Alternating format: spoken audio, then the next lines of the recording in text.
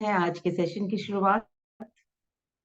जैसे कि हम रोज कुछ ना कुछ सीख रहे हैं, आज हम बात करेंगे जेन साधुओं की, जेन मास्टर्स की, और ध्यान भी करेंगे तो जेन मेडिटेशन करेंगे। आप में से कितने लोगों ने जेन मेडिटेशन के बारे में या जेन मास्टर्स के बारे में पता है, या जेन स्टोरीज सुनी है? आप में से किसी ने सुनी है, इस बारे में जाना पता है किसी को? जेन क्या होते हैं, जेन मास्टर्स क्या होते हैं? नहीं मैम। निशा जी आप, है ना निशा जी? हाँ। या दीपक जी आप दोनों में से कोई जानते हैं?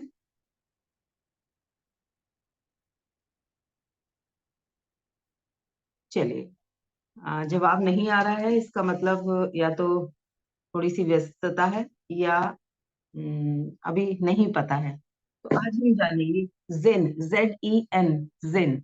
जेन क्या होते हैं? जेन शब्द है जो चीन, जापान, कोरिया और वियतनाम की तरफ बौद्ध, जो हमारे महात्मा बुद्ध, गौतम बुद्ध थे, उनके अनुयायी इस शब्द का प्रयोग करते हैं। वो उस परंपरा को, हमारे यहाँ जिसे बौद्ध परंपरा कही जाती है, वहां उसको जेन परंपरा बोला जाता है, ZEN, जेन। तो जैसे यहाँ हमारे यहाँ बौद्ध भिक्षु होते हैं, बौद्ध साधु होते हैं, दलाई लामा होते हैं, ऐसे ही वहां पर जेन मास्टर्स होते हैं। तो जेन मास्टर्स किसी को सिखा के नहीं सिखाते। मतलब जैसे हम नियम बता देते हैं, हम चेकलिस्ट बता देते हैं, हम कुछ ना कुछ अ, लक्षण बता देंगे किसी चीज के, कि ऐसे ऐसे लक्षण होंगे तो ये होगा। या कोई भी सवाल लेके आएगा तो हम डायरेक्टली उस सवाल का उनको उत्तर देने का प्रयास करते हैं। अपने इंडियन कल्चर में आप किसी गुरु के पास जाएंगे तो वो आपको उसका भाव समझाएंगे, जो आपका प्रश्न होगा, आपकी उस तृष्णा को शांत करेंगे। वो यहाँ के गुरुओं का हमारे तरीका है। लेकिन जो जेन मास्टर्स हैं वो प्रसिद्ध हैं, वो जिंदगी से सिखाते हैं। वो डायरेक्ट आपके किसी सवाल का जवाब नहीं देते। तो वैसे ही जेन मेडिटेशन भी बड़ा अद्भुत मेडिटेशन है, करेंगे इसको भी आज। और जेन मास्टर्स की कहानी के ऊपर कुछ बात करेंगे, कुछ एग्जाम्पल से। कुछ मैं आपको जेन मास्टर्स की कुछ कहानियां जरूर शेयर करूंगी, जिससे आपको समझ आए कि वो किस स्टाइल से अपने शिष्यों को कुछ कुछ सिखाते रहते थे। तो एक कहानी शेयर करूंगी। एक जेन मास्टर थे, और उनके पास कोई इंसान आया अपने कुछ सवाल लेके। बहुत सारे सवाल थे उसके, लेकिन वो कुछ सवालों का आंसर चाहता था, बड़ा उतावला था। तो जैसे ही जेन मास्टर के पास पहुंचा, उनके सामने बैठा, तो पहले तो उसने अपने सवाल रखे, और सवाल रख के वो शुरू हो गया। उसने जो कुछ भी उसके बारे में खोज की थी, उसे कहीं से कोई आंसर नहीं मिल पा रहा था। उसने बहुत सारी स्टडी की थी उसके बारे में, बहुत सारी रिसर्च की थी, और बहुत सारे लोगों के पास गया था वो उस सवाल का एग्जैक्ट उत्तर पाने के लिए। लेकिन उसे कहीं से कोई उत्तर मिल नहीं रहा था, सेटिस्फैक्टरी उत्तर नहीं मिल रहा था। तब वो जेन साधु के पास या जेन मास्टर के पास गए। तो वो व्यक्ति जो था वो बोले जा रहा था जो उसने अब तक सीखा है, जो जाना है, जो समझा है, वो सारी चीजों को एक्सप्लेन करता जा रहा था, करता जा रहा था। जेन मास्टर कुछ बोलते उससे पहले उसने जो भी कुछ जाना, समझा, सीखा था, वो सब बोलना शुरू कर दिया। तो जो जेन मास्टर थे, उन्होंने वहीं पे रखी हुई एक कैटल थी जिसमें चाय थी, और एक कप प्लेट उठाई और उसमें चाय डालनी शुरू कर दी। तो जो व्यक्ति था उसे लगा कि शायद वो अपने लिए या मेरे लिए चाय डाल रहे हैं। तो वो डालते रहे, डालते रहे। वो कुछ इरिटेट भी हुआ कि मैं तो बता रहा हूँ, अपनी अपनी चीजें बता रहा हूँ, मेरी बात ही नहीं सुन रहे हैं ध्यान से, ये तो चाय पलटने पे लगे हैं। और जो जेन मास्टर थे वो कंटिन्यूअसली उस केटल में से कप में चाय डाले जा रहे थे, डाले जा रहे थे। कप भर गया उसके बाद भी चाय डाले जा रहे थे, प्लेट भर गई उसके बाद भी चाय डाले जा रहे थे। जब वो टेबल पे गिरने लगी चाय, तो उस व्यक्ति ने कहा, अरे मास्टर, चाय केटल, वो कप भर गई है, इसमें अब और चाय नहीं आएगी। तभी जेन मास्टर ने उसको बोला कि तुम भी बहुत भरे हुए हो, तुम्हारे अंदर मेरा दिया हुआ कोई ज्ञान नहीं जाएगा। मेरा क्या, इस दुनिया के किसी मास्टर का, किसी गुरु का दिया हुआ ज्ञान तुम्हारे भीतर नहीं जा सकता। इसीलिए जीवन से मिलने वाले उत्तरों को भी तुम नहीं समझ पा रहे हो, तुम्हें उसका जवाब नहीं मिल रहा है और तुम परेशान हो रहे हो, तो पहले जरूरत है खुद को खाली करके आओ, फिर तुम्हें तुम्हारे सभी सवालों के जवाब मिल जाएंगे। तो ऐसा तरीका जेन मास्टर्स का होता है सिखाने का, लोगों को जो भी वो सिखाना चाहते हैं उसे अलग अलग तरीके से सिखाते हैं। एक और कहानी मैं आप लोगों के साथ, बहुत छोटी छोटी कहानियां होती हैं जेन मास्टर्स की। आ, एक और कहानी आप लोगों के साथ शेयर करूंगी कि एक बार क्या होता है कि वो जेन मास्टर अपने साधुओं के साथ कहीं जा रहे होते हैं, एक जगह से कहीं से घूम के आ रहे होते हैं अपने आश्रम की तरफ। तो एक इंसान था जो उनसे बहुत नाराज था, पता नहीं क्यों, जेन मास्टर को भी नहीं पता था। तो उसने जैसे ही उन्हें देखा, उनके पास आया और उन्हें भला भला भला बुरा बोलने लगा, कुछ कुछ उल्टा सीधा उनको बोलने लगा। अब जो उनके शिष्य थे उन्हें बड़ा क्रोध आने लगा, गुस्सा आ रहा था कि बदतमीज है, मास्टर को ऐसे बोल रहा है, ये ऐसे कैसे बोल सकता है मास्टर को। लेकिन मास्टर मुस्कुराते चले चले जा रहे थे, चले चले जा रहे थे। फिर उसको जब देखा मास्टर को कुछ फर्क नहीं पड़ रहा, तो उसने उनके माता पिता को बोलना शुरू कर दिया। कुछ कुछ उनके माता पिता को अपशब्द बोलने शुरू कर दिए, बदतमीजी से और क्रोध से उनसे बोलता जा रहा था, उनके साथ साथ चलता जा रहा था। जैन मास्टर तभी भी मुस्कुरा रहे थे, उन्हें फर्क ही नहीं पड़ रहा था कि ये इंसान क्या बोल रहा है, क्यों बोल रहा है, क्यों गालियां दे रहा है मुझे। फिर उस इंसान ने उनके पूर्वजों तक को कोसना शुरू कर दिया। उसके बावजूद भी जेन मास्टर्स पर जो जो थे उन पर कोई फर्क नहीं पड़ा। वो अपनी उसी मुस्कुराहट को मेंटेन किए उस रास्ते पर चले चले जा रहे थे, शिष्य उनके पीछे पीछे आ रहे थे और आश्चर्यचकित होकर मास्टर को देख रहे थे कि इतना कुछ वो बोलता रहा। अचानक वो इंसान बोलते बोलते थक गया, उसे लगा इसको तो कोई फर्क ही नहीं पड़ रहा, और वो मुड़ के वापस चला गया और जेन मास्टर थोड़ा आगे की तरफ जाने लगे। तो जो सारे शिष्य थे उन्होंने कहा, मास्टर ये आपने क्या किया, क्यों आपने उस इंसान की बातों का जवाब नहीं दिया, वो इतना गलत बोल रहा था, मतलब कुछ का कुछ बोले जा रहा था, कुछ नहीं जानता था आपके बारे में, लेकिन उसने आपके माता पिता तक के बारे में अपशब्द बोल दिए, यहाँ तक कि आपके पूर्वजों के बारे में भी इतने अपशब्द बोल दिए, आपने उसे जवाब क्यों नहीं दिया। तो मास्टर बोले, आओ आओ चलो चलते हैं, आश्रम चलते हैं, फिर मैं इसका जवाब दूंगा। तो सब शिष्य पहुंच गए, उनके रूम के बाहर बैठ गए। तो मास्टर ने वहां बैठने की बजाय शिष्यों से बोला, मैं अभी 1 मिनट के लिए कुटिया से होके आता हूँ, आप सब लोग बैठो। तो जो उनका शिष्य बहुत ज्यादा बेचैन हो रहा था इस बात से कि इसने, मास्टर ने इसकी इस बातों को बर्दाश्त क्यों किया, सुना क्यों, जवाब क्यों नहीं दिया, जो बार बार उनसे ये बात पूछ रहा था, वो बड़ा बेचैन खड़ा था, पता नहीं क्यों नहीं जवाब दिया, मुझे भी बोलने नहीं दिया, मुझे भी हाथ से इशारा करके रोक दिया। ऐसे करते करते वो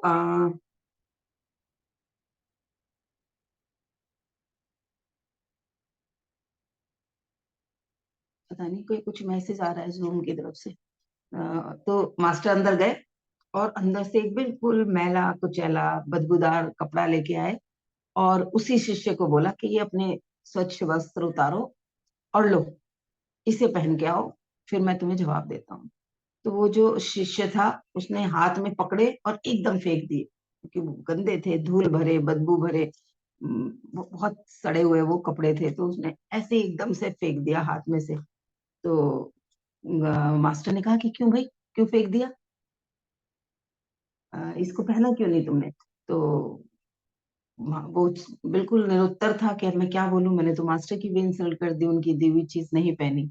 तो मास्टर ने कहा, तुम उस मेरे दिए हुए इस गंदे कपड़े को नहीं पहन सकते, अपने साफ कपड़े नहीं बदल सकते, तो मैं क्यों इंसान के दिए गए गंदे अपशब्द, सड़े हुए विचार, सड़ी हुई मानसिकता को ओढ़ के अपने अंदर की इस स्वच्छ निर्मल शांति को, इस पीस को और अपनी मुस्कुराहट को मैं कैसे ले लेता, कैसे छोड़ देता, कैसे मैं उसके वो गंदे वस्त्र, गंदे विचार, गंदे भावनाएं, उसका क्रोध मैं कैसे ले लेता।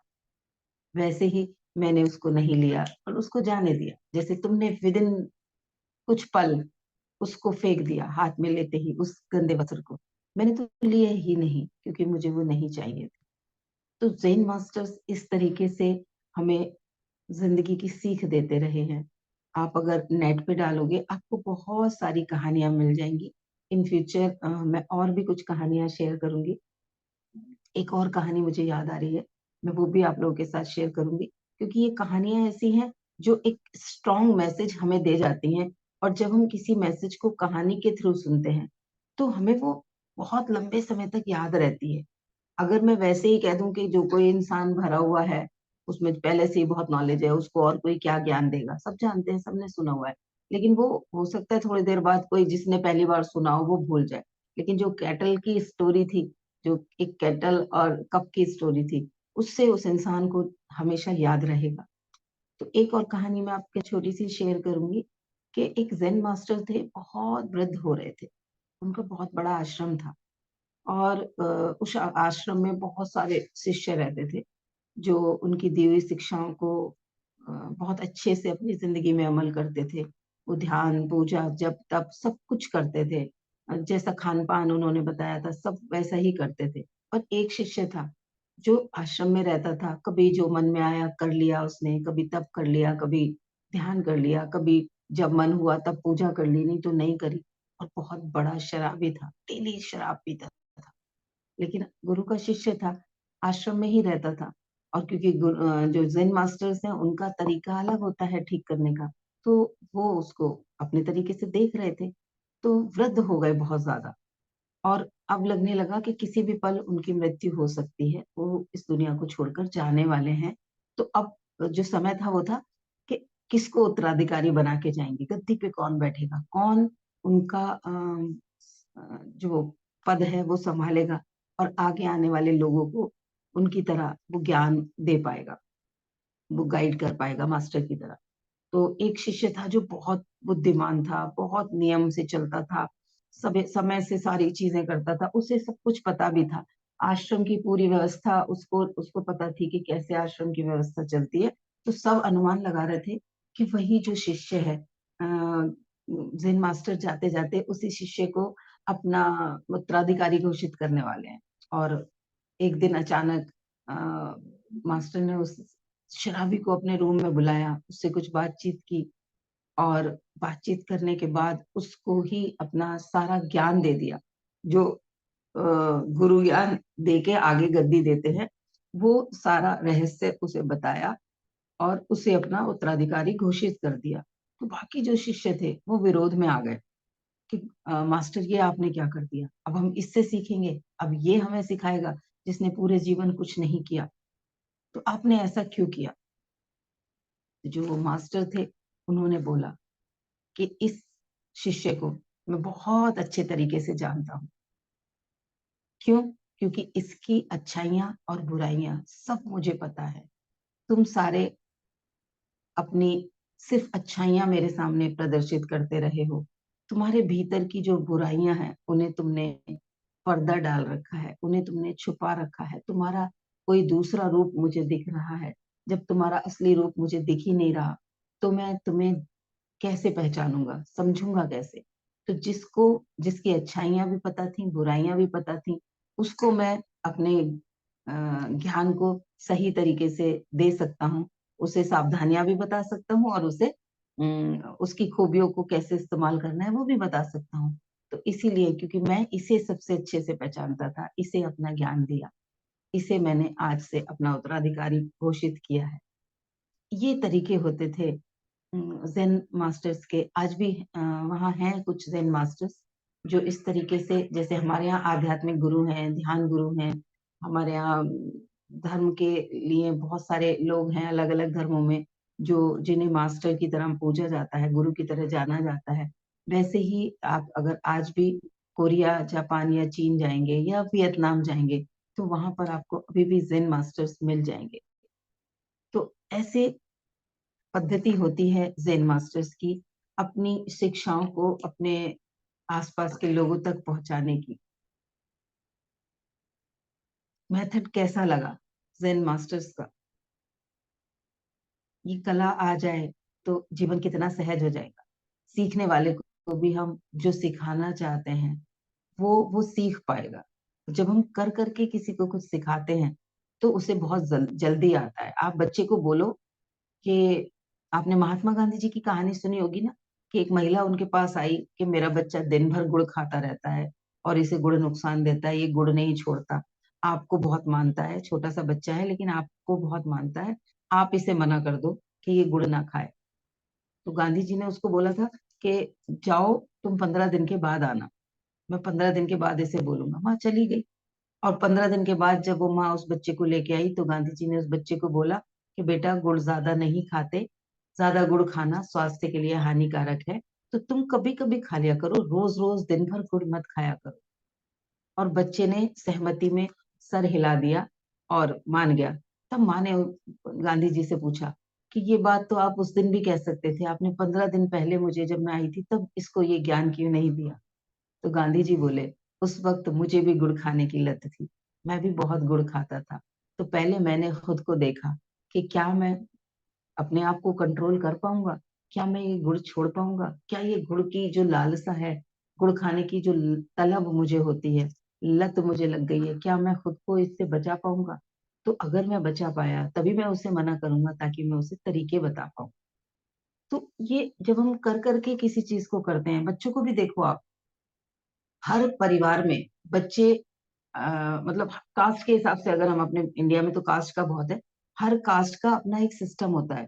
उस सिस्टम में बच्चे अपने माँ बाप को जो करते देखते हैं वो करने लगते हैं, या मैं ये कहूँ हर घर के कुछ संस्कार होते हैं। कहीं सुबह उठ के डेली सबसे पहले सफाई होती है, तो बच्चों को वही आदत पड़ जाती है। कहीं सबसे पहले बेड टी पी जाती है, तो बच्चों को वही आदत पड़ जाती है। कहीं शिव की उपासना होती है, तो कहीं वैष्णो देवी जाते हैं, तो कहीं माता रानी की उपासना होती है, या कहीं गुरु ग्रंथ साहब की उपासना होती है, या कहीं नमाज पढ़ी जाती है, या कहीं किसी और रूप में ईश्वर को माना जाता है। तो जिस घर में जैसा हो रहा होता है, दीपावली पे जिस घर में जो जो कस्टम हो रहे होते हैं, बच्चे उन्हें देख देख के सीख जाते हैं। जब वो बड़े होते हैं तो वो सेम कस्टम अपनाने लगते हैं। ऐसे ही पता चल जाता है कि आपको पता चल जाता है कई बार कि ये कायस्थ हैं, या ये ब्राह्मण हैं, या ये बनिए हैं, या ये जाट हैं। ऐसे करके उनकी बातचीत से ही पता चल जाता है, उनके व्यवहार से ही पता चल जाता है कि कौन किस कास्ट का है। क्यों? क्योंकि उन्होंने पीढ़ियों से आ रही उन चीजों को देख देख के अपने जीवन में उतार लिया है। हम सीखते ऐसे ही हैं, पर तरीके अलग अलग हो गए हैं हर जगह के। तो मुझे बहुत अट्रैक्ट करती है जेन कहानियां और जेन मास्टर्स की जो पद्धति है। इसलिए आज सोचा आप लोगों के साथ यही शेयर करूं, और ध्यान के बारे में और बताना चाहूंगी कि जेन मेडिटेशन क्या होती है। जेन मेडिटेशन, इसको जेजेन भी बोलते हैं जापान में, ZAZEN, जेजेन। जेजेन मेडिटेशन आप यूट्यूब पे डालोगे या गूगल पे डालोगे तो आपको उसके बारे में बहुत सारे वीडियोस भी मिल जाएंगे। मेरे गुरु बहुत सुनाते हैं ज़ेन कहानियां, इसलिए मुझे आज आप लोगों से ये शेयर करने का मन हुआ। तो गौतम बुद्ध की ही पद्धति है, जो गौतम बुद्ध कहते हैं कि खुद से अनुभव करके सीखो और खाली होना सीखो। सबसे पहले तो खाली होना सीखो। तो जो मेडिटेशन होती है उसमें क्या किया जाता है कि कहा जाता है कि कुछ मत करो।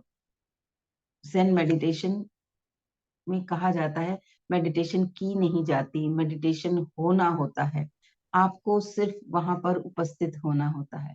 तो कैसे करते हैं zen मेडिटेशन, स्टार्ट करेंगे उससे पहले मैं आपको बताऊंगी कि क्या करना होता है zen मेडिटेशन में।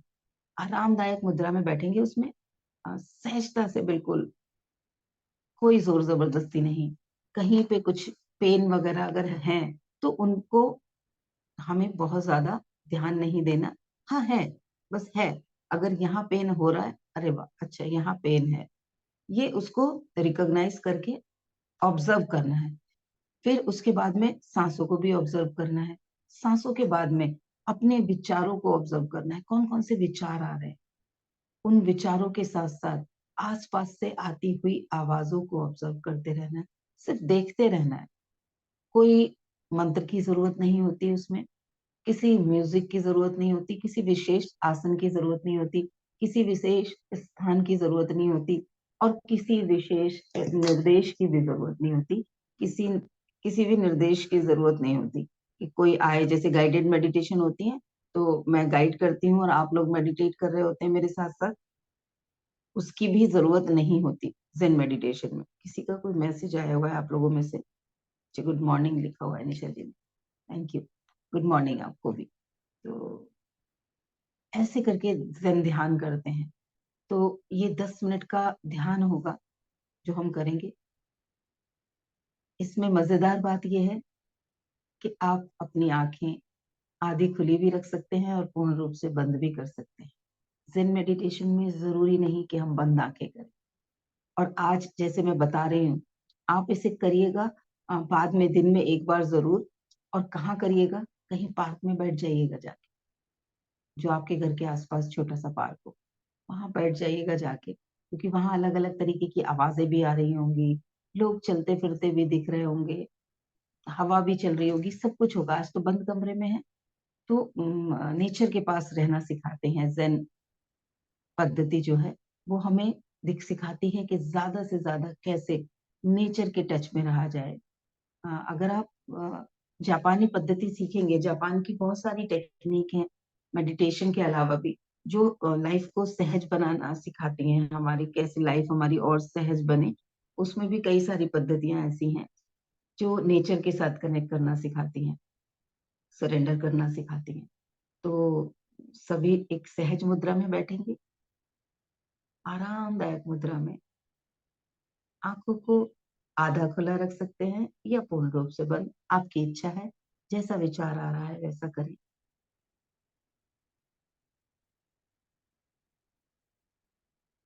अब सबसे पहले फोकस कर लें, पूरे शरीर को सिर्फ दृष्टा भाव से देखें कि शरीर अभी क्या क्या अनुभव कर रहा है। कहीं कोई हवा लग रही है,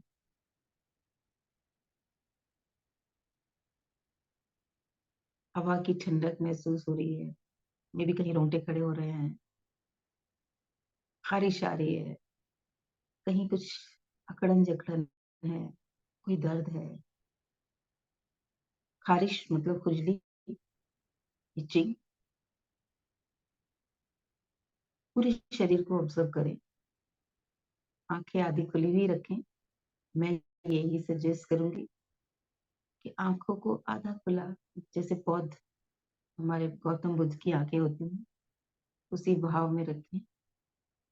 हाथ अपने घुटनों पे या जंघाओं पे रख के आप ज्ञान मुद्रा में भी रख सकते हैं। और आप लेफ्ट हाथ नीचे, राइट हाथ ऊपर, और दोनों अंगूठे मिले हुए, इस फॉर्म में आप अपनी गोद में रख सकते हैं। अगर आप पलौती लगाए बैठे हैं तो आप गोद में रख सकते हैं। आप अगर टेबल चेयर पे भी बैठे हैं तो भी आप अपनी नाभि के नीचे की तरफ इस हाथ को इस तरीके से बना के, लेफ्ट नीचे, राइट ऊपर, और अंगूठे मिले हुए, आप इस मुद्रा में भी रख सकते हैं। मुझे पता नहीं क्यों, पूर्व जन्म का है या इस जन्म का, अपोजिट ही मेरा रहता है। मुझे फिर अपने आप जानबूझ के उसको सही करना होता है। पता नहीं क्या है, कहाँ से ये मेरी प्रैक्टिस है कि पहले मेरा राइट नीचे आता है, लेफ्ट ऊपर आता है। अभी कोई मिला नहीं है ऐसा जो मुझे इस बात को बता पाए कि ये सही है या गलत। तो मैं जब ऐसे बैठती हूँ, अब मुझे इसकी प्रैक्टिस करनी है कि कैसे लेफ्ट नीचे आए ऑटोमेटिकली। अभी तक तो मेरा राइट अपने आप ही आता है, और ये दोनों मोस्टली जब मैं ध्यान पे बैठती हूँ तो मुझे हाथों को अनापानसती ध्यान में इस तरह रखते हैं, क्रॉस कर। और ये मुझे पहले से ही था। अनापानसती ध्यान तो मैंने आज से करीब 15 साल, 12-15 साल पहले सीखा। लेकिन उससे पहले से ही मेरा आदत ये थी कि जब भी पूजा करने बैठती थी तो हाथ ऐसे ना, जो ऐसे जोड़े और फिर हाथ यूं हो जाते, हाथ हमेशा ऐसे हो जाते थे। शायद पूर्व जन्मों का अभ्यास होगा, पता नहीं क्या है। तो आप इसको, इस ध्यान को करने के लिए अपने हाथों को लेफ्ट नीचे, राइट ऊपर, और दोनों अंगूठे मिले हुए ऐसे भी रख सकते हैं, हथेलियां आसमान की तरफ, और ज्ञान मुद्रा करके आप अपनी जंघाओं पे भी रख सकते हैं। जैसे कोई, क्योंकि इसमें हार्ड एंड फास्ट रूल नहीं होता, ये दो हमारे पोस्चर हो जाएंगे। और आंखों को आधा खुला हुआ जरूर रखें। पूरे शरीर का आपने निरीक्षण कर लिया। अब ऑब्जर्व करना शुरू करें अपनी सांसों को।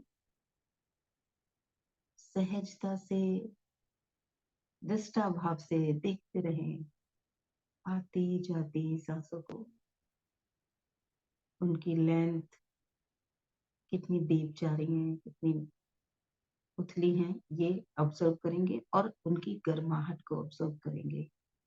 ठंडक आ रही है या गर्माहट जा रही है, वो सब अनुभव करना है।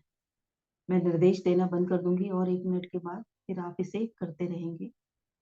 हम 10 मिनट के लिए सभी इस ध्यान को करेंगे और बाद में अपनी शेयरिंग देंगे।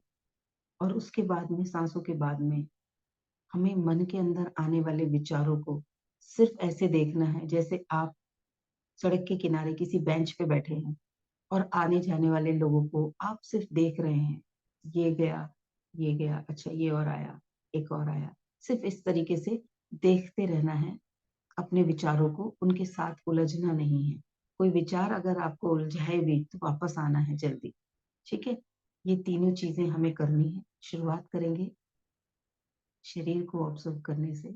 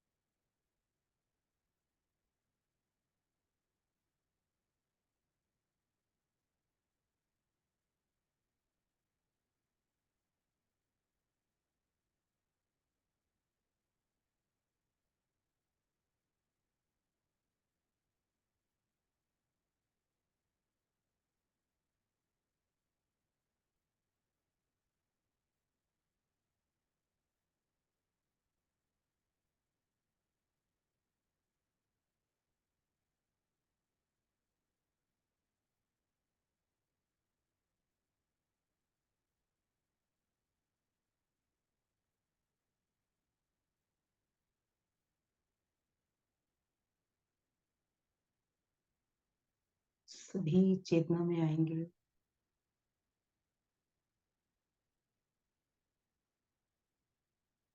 वापस सभी चेतना में आएंगे। लेकिन आज ये कमिटमेंट जरूर करेंगे कि आने वाले कुछ दिन निरंतर 10 से 15 मिनट घड़ी में अलार्म लगा के इस ध्यान को करें।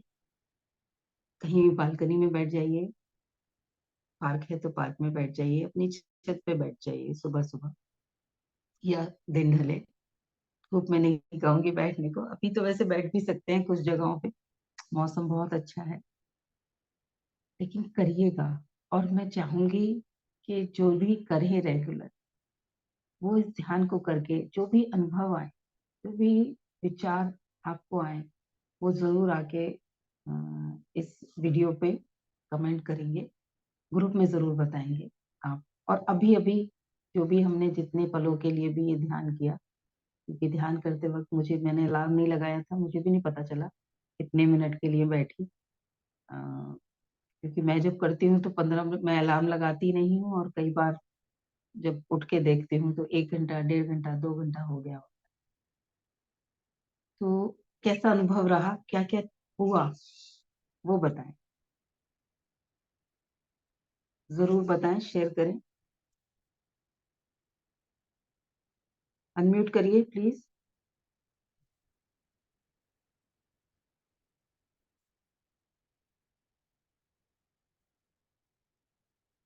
हाँ जी। योद्धाओं, वापस आओ। किस किसने पहली बार किया ये? Good morning ma'am. मैं तो इंतजार जी, में बैठी हूँ कोई और बोले, लेकिन मुझे ही बोलना पड़ गया। कोई बात नहीं, कोई बात नहीं। सबसे पहले तो आप सबको गुड मॉर्निंग, सुप्रभात। हाँ, और सुप्रभात। आज का मेडिटेशन हमारे जिन्न के बारे में आपने हमें बताया। जेन, जेन। जिन, हाँ। जेन, ZEN, जेन। जन, हम यहाँ पे जन, जैन बोलते हैं ना। हाँ हाँ, जैन, वो महावीर जैन है, लेकिन ये बुद्ध को वहां पर जेन बोलते हैं, जेन। जेड। जिन, बुद्ध की शिक्षाओं को जेन बोलते हैं, ZEN, जेन। ZEN, जिन।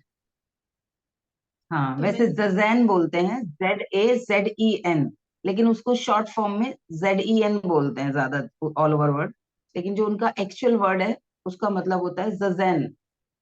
जीवन की वो शिक्षाएं जो कुछ ना करने से मिलती, जीवन की शिक्षाएं जो सिर्फ ऑब्जर्वेशन से मिलती।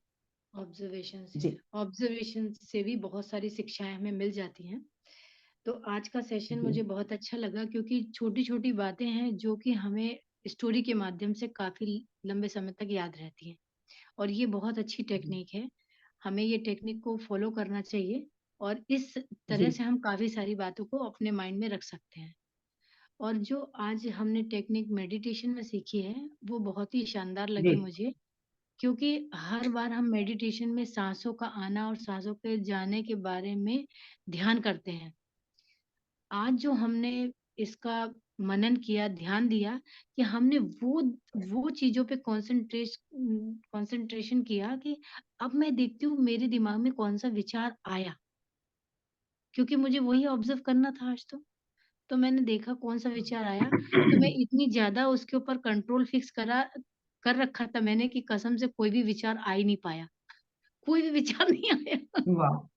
हाँ, कोई भी विचार को आया ही नहीं, वहां पर बिल्कुल ब्लैंक था। तो मैंने कहा ये वाह, ये ये भी एक विचार है। ये भी हाँ एक विचार है कि अभी कोई विचार आ ही नहीं रहा, और हम हाँ, बार बार सोचते हैं अच्छा अभी तक भी नहीं आया, ये भी तो एक विचार है। ये भी एक विचार था, वाह। मैंने बहुत ऑब्जर्वेशन किया, थोड़ा सा माइंड थोड़ा सा डिस्टर्ब हुआ, फिर एक आध दो आया, उसके बाद फिर मैंने फुल कंसंट्रेशन किया। फिर मैंने अपने आप को बहुत ध्यान से देखा, फिर मेरे पास कोई विचार नहीं था, मैं शून्य अवस्था में थी। पहली बार जो लोग मुझे भी ऐसा। 11 दिन, जो लोग भी 11 दिन रेगुलर मिनिमम 15 मिनट इस ध्यान को करेंगे, उन्हें एक हाँ, तोहफा मिलेगा।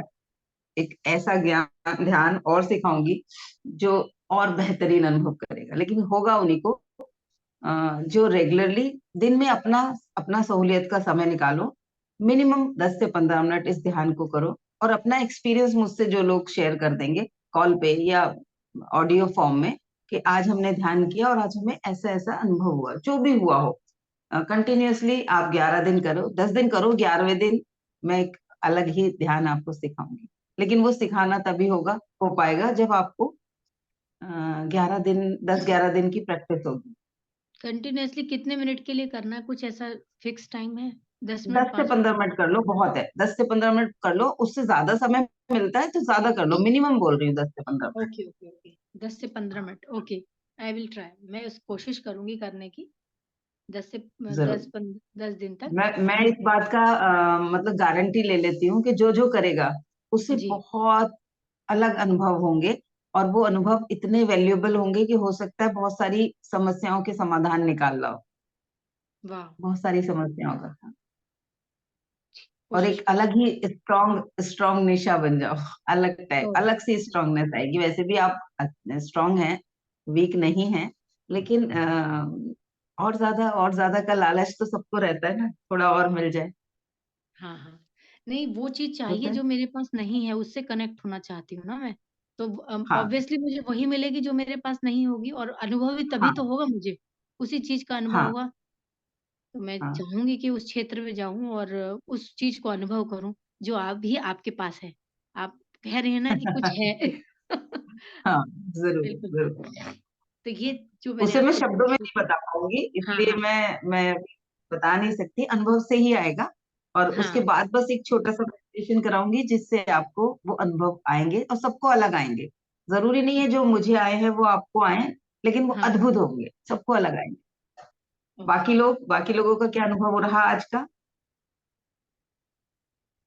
अनम्यूट जरूर करना है जो जो भी कॉल पे है आज, क्योंकि ये ध्यान ऐसा था कि इसका मुझे फीडबैक जरूर लेना है। सभी को करना है अनम्यूट,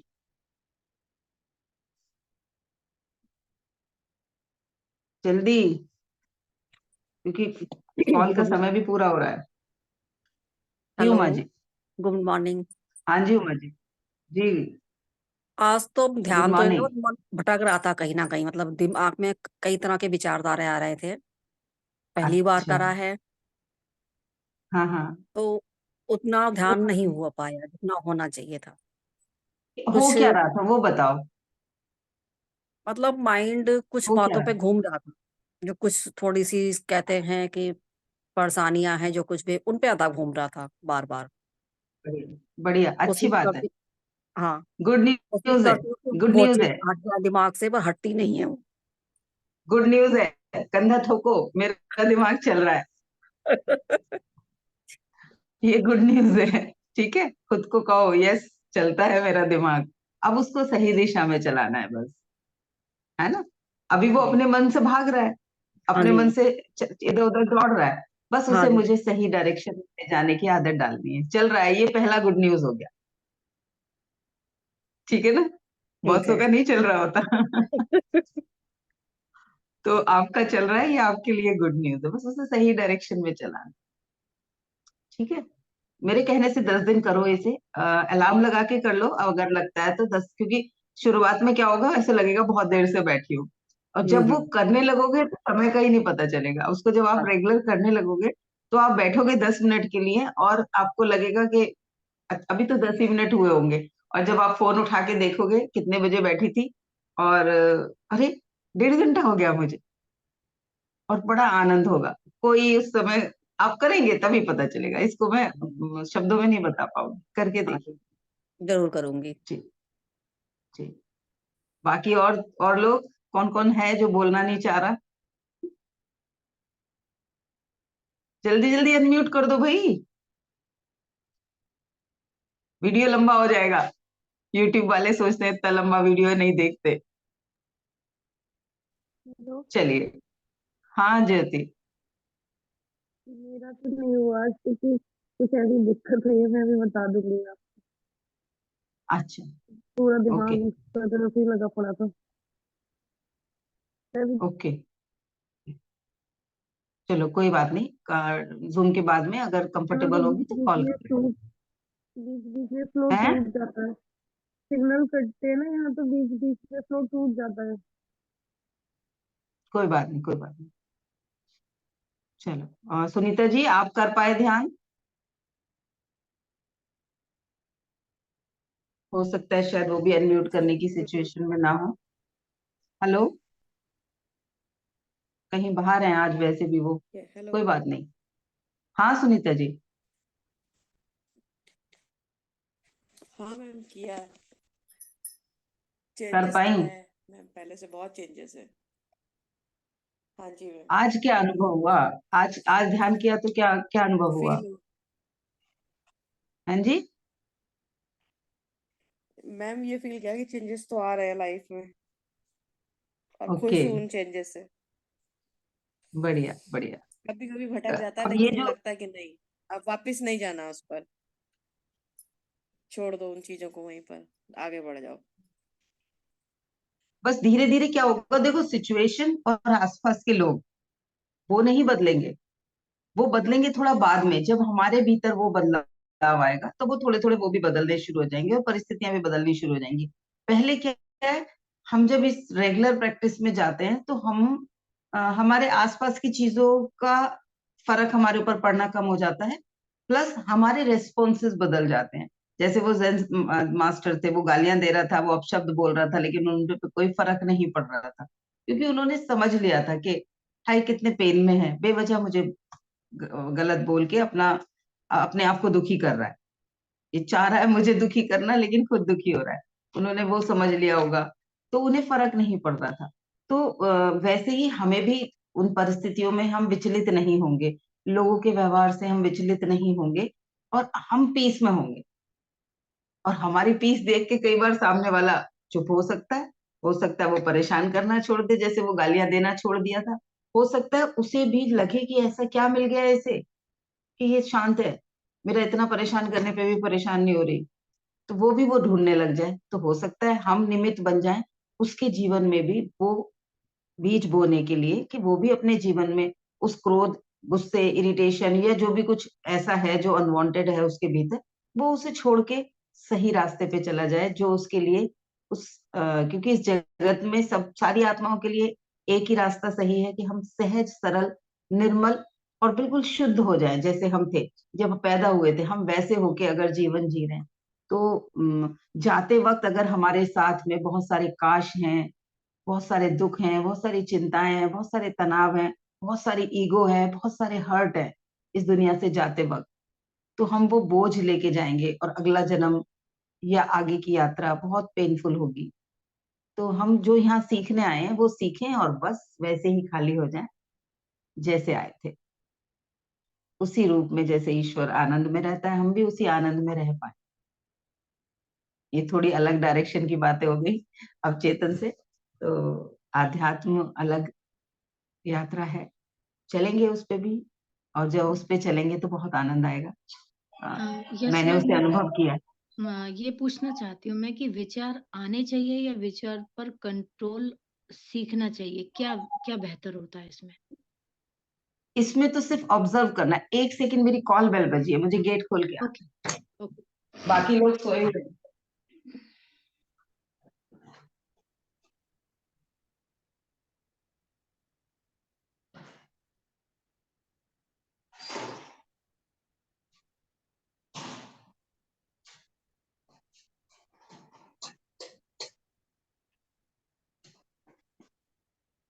हाँ, क्या आपका प्रश्न है? मेरा प्रश्न ये है कि क्या हम जब माइंड में को इस विचार को ऑब्जर्व कर रहे हैं, तो क्या हमारे पास ज्यादा विचार आने चाहिए या हमारे पास विचार नहीं आने चाहिए? क्या सिचुएशन राइट है? आपको कोई कंट्रोल तो करना नहीं है, तो जो हाँ। ज्यादा आ रहे हैं तो भी अच्छा है, नहीं आ रहे हैं तो भी अच्छा है। आप जब उन्हें ऑब्जर्व करना शुरू करेंगे तब क्या हम्म होगा, आप सिर्फ हम्म मॉनिटर कर रहे हो, आ रहे हैं तो भी, हम्म, नहीं आ रहे हैं तो भी, उसके बाद क्या होगा, हमें वहां तक पहुंचना है, तो वो तो करके ही होगा ना। आपको ओके कंट्रोल नहीं ओके। करना कि ना आए विचार, हम्म। कंट्रोल नहीं तो ये करना, जो आ रहे हैं कन, अगर तो आने दें। अच्छा, ओके ओके। क्योंकि आपने कहा था ना, सिर्फ आप वो ट्रैफिक रूल की तरह वहां साइड में खड़े हो जाओ और देखते रहो, आ रहे हैं कि नहीं आ रहे हैं, हाँ, तो मैं वही तो अब ट्रैफिक कितना आएगा ये हमारा कंट्रोल नहीं है। हो सकता है ना बहुत सारे निकल आ जाए, एकदम से भीड़ आ जाए, हो सकता है 10 मिनट तक कोई आए ना, ये भी तो कुछ हो नहीं हो सकता है। सकता। हम जिस, हाँ, है ना, तो वैसे ही विचारों के साथ है कि हो सकता है किसी पल बहुत सारे विचार आ जाएं और इतने स्ट्रांग आ जाएं कि हमें उन्हें इग्नोर करना मुश्किल पड़े, तो हमें इग्नोर नहीं करना, ऑब्जर्व करना है। अच्छा, ये एक विचार ऐसा आया है, बस उसे काउंटिंग देना शुरू कर दो। अगर ज्यादा परेशानी हो तो काउंटिंग देना शुरू करो, 1 2, अच्छा ये और आया, ये एक विचार मैं गिन रही हूँ, ये भी एक विचार है कि मैं काउंट कर रही हूँ, है ना, करेक्ट ये भी तो विचार है कि चल काउंट कर। यस यस और कब तक करूं, कितनी देर करूं, ये भी एक विचार है। उस वक्त आएगा, टाइम हो गया क्या, अभी कितना टाइम बचा होगा, अलार्म कभी बजेगा, अभी तो बज नहीं रहा, ऐसे विचार भी आएंगे। तो बस उन्हें जाने देना है। Okay, thank you. जी, चलिए कल सुबह फिर मिलते हैं। आज से इसे करिएगा। और जो लोग 7 डे चैलेंज में हैं, वो लोगों के लिए मैंने व्हाट्सएप पे अपनी कम्युनिटी में एक ग्रुप बना दिया है, तो उस ग्रुप में ज्वाइन कर लीजिए। और जब से भी एक्टिविटी स्टार्ट करना चाहते हैं हम कर सकते हैं, आज से भी कर सकते हैं। आज सुबह वाली जो रह गई होंगी कोई बात नहीं, दिन भर में बाकी की चीजों को तो हम अपने जीवन की, जो हमने उन वीडियो में पॉइंट्स देखे हैं, उन पॉइंट्स को कितने को हम यूज कर पाएंगे वो नोट करते रहिए कि आज मैंने ये वाला कर दिया, ये वाला कर दिया, ये वाला कर दिया। ठीक है, तो जो लोग भी 7 डे चैलेंज लेने को तैयार हैं उस ग्रुप को ज्वाइन कर लीजिएगा। अभी दीपक जी ने और सुनीता जी ने ज्वाइन किया है। जो भी ज्वाइन करें वो पहले उस वीडियो को यूट्यूब पे जाके जरूर देख लें। 7 डे चैलेंज वाला जो वीडियो है वो मैंने ग्रुप में शेयर कर दिया था, तो उसको जरूर देख लें। उमा जी, आप हो क्या मॉर्निंग मिरेकल ग्रुप में? उमा जी, आप हो मॉर्निंग मिरेकल ग्रुप में? नहीं।